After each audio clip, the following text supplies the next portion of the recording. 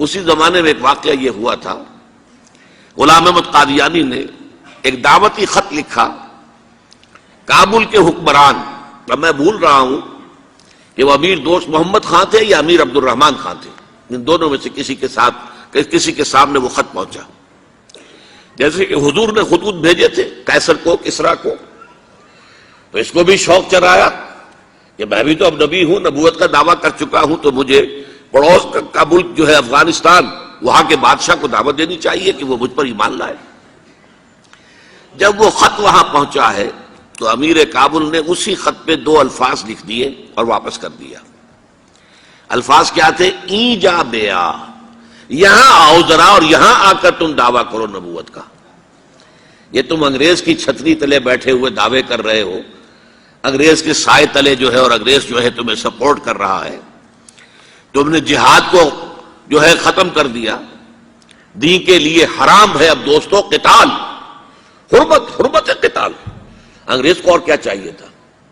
گلیڈسٹن نے، جبکہ وہ وزیر اعظم تھا برطانیہ کا، اس نے کہا تھا اپنی پارلیمنٹ میں قرآن کو لہرا کر، جب تک یہ کتاب دنیا میں موجود ہے امن قائم نہیں ہو سکتا۔ یہ تو جہاد اور قتال کی بات کرتی ہے، تو ان کو اور کیا چاہیے تھا کہ اگر کوئی اس قتال کو ختم کر دے، منسوخ کر دے، اور مسلمانوں میں سے جذبہ جہاد اور قتال فی سبیل اللہ کو نکال دے، تو اس سے بڑی اور کیا خدمت ہوگی؟ لیکن یہ کہ اگر تمہیں یہ دعوت دینی ہے تو ذرا یہاں آؤ، ای جا بے آ، یہاں آ کے یہ دعوت دو مجھے، تاکہ تمہارے 14 طبق روشن ہو، تمہیں معلوم ہو کہ اس دعویٰ کرنے کا مطلب کیا ہے۔ لیکن ایک بات میں اب آپ سے عرض کر رہا ہوں، ہم پر اللہ کا بڑا کرم ہوا تھا، اس میں کوئی شک نہیں۔ اس ملک میں 1974 میں جو فیصلہ ہوا قادیانیوں کے غیر مسلم اقلیت قرار پانے کا، وہ واقعہ یہ ہے کہ بہت ہی مبارک فیصلہ تھا۔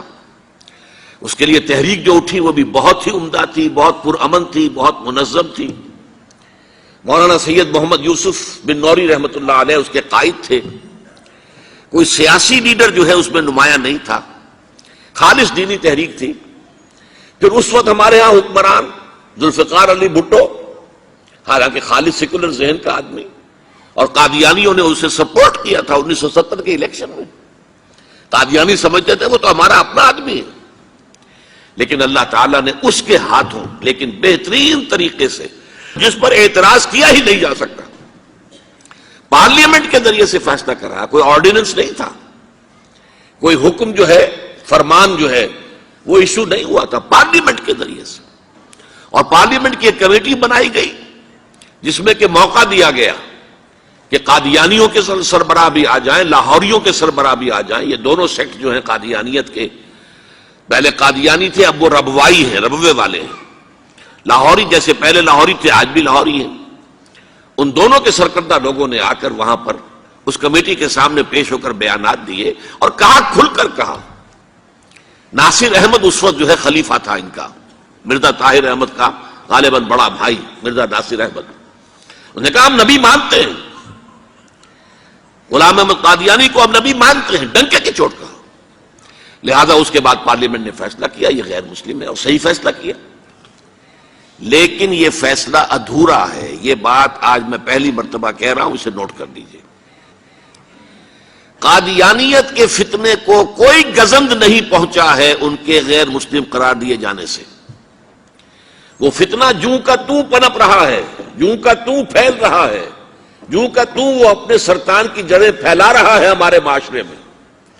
اور ویسے یہ کہ عالمی سطح پر انہیں بڑی سرپرستی حاصل ہو گئی ہے، پوری دنیا جو ہے، مغربی دنیا، وہ ان کی سرپرستی کر رہی ہے۔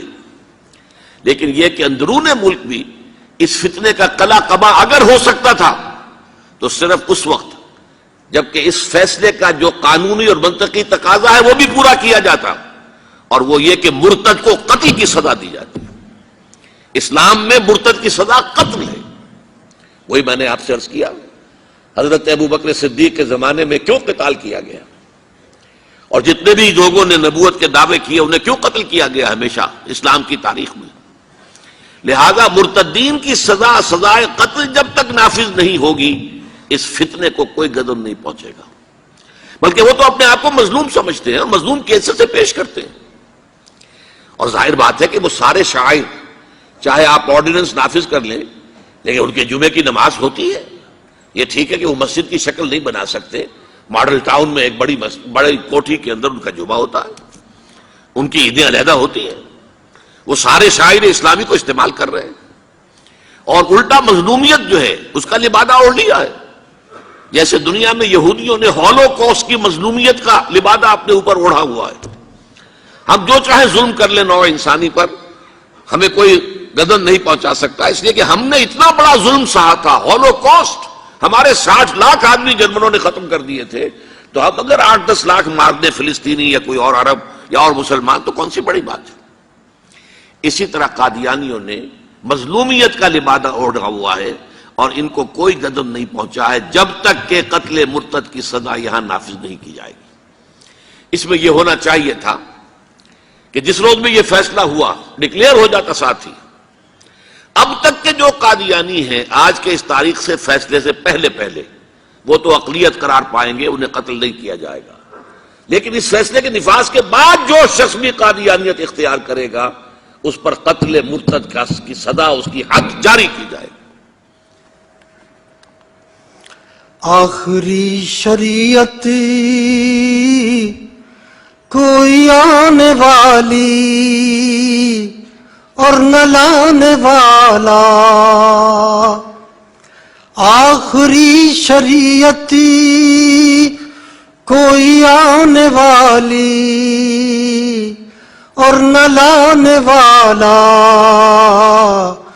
خود میرے نبی نے بات یہ بتا دی، لا نبی آبادی. ذلی یا بروزی اب کوئی پیغمبر آئے گا نہ لوگو، ذلی یا بروزی اب کوئی پیغمبر آئے گا نہ لوگو. آپ نے یہ کہہ کر مہر ہی لگا دی، لا نبی آبادی. شکریہ.